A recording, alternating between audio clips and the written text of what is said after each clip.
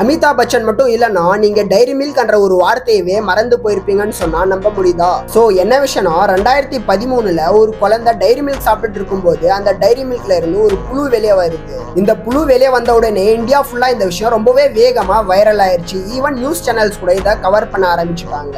இதுக்கப்புறமா மகாராஷ்டிரா கவர்மெண்ட் என்ன பண்ணாங்கன்னா எல்லா கேட்பரியுடைய பிளான்ட்ஸையும் க்ளோஸ் பண்ணிட்டாங்க. அதுக்கப்புறமா நிறைய லீகல் ப்ராசஸ் நடந்து நிறைய செக்கிங்ஸ்க்கு அப்புறமா ஃபைனலி கேட்பரிக்கு அப்ரூவல் கிடைச்சது. இந்த எல்லா ப்ராப்ளம்ஸையும் ஃபைனலா அவங்க சால்வ் பண்ணிட்டு வெளியே வந்தா இந்தியன்ஸ் அவங்களுக்கு சரியான ஒரு ஃபீல்டிங்கை செட் பண்ணி வச்சிருந்தாங்க. அதாவது இந்தியன்ஸ்க்கு இவங்க மேல இருந்த ட்ரஸ்ட் டோட்டலா அழிஞ்சு போயிருச்சு. நீங்க வேணா உங்க டைரி மில்கை உருவாக்குங்க, பட் நாங்க அதை வாங்க மாட்டோம். இதுக்கப்புறமா அவங்க தன்னுடைய மைண்டை யூஸ் பண்ணி என்ன பண்ணாங்கன்னா அன்னைக்கு டேட்ல இந்தியாவுடைய மோஸ்ட் ட்ரஸ்டட் பர்சனான அமிதாப் பச்சனை தன்னுடைய ஃபேக்டரிக்கு அழைச்சி அவருக்கே சாப்பிட கொடுத்து அவரே டெஸ்ட் பண்ணதுக்கு அப்புறமா முழுசா ஒரு ஆடை உருவாக்குறாங்க. அதுல அமிதாப் பச்சனே சொல்றாரு, இதுல புழு கிலோ எதுவுமே இல்ல, நீங்க மீண்டும் சாப்பிடுங்க. அண்ட் இதுக்கப்புறமா தான் கேட்பரி மீண்டும் இந்தியால வந்தாங்க. சோ இதே மாதிரி இன்னும் நிறைய இன்ட்ரெஸ்டிங்கான ஸ்டோரிஸ் தெரிஞ்சுக்கிறதுக்காக என்ன ஃபாலோ பண்ணிக்கோங்க.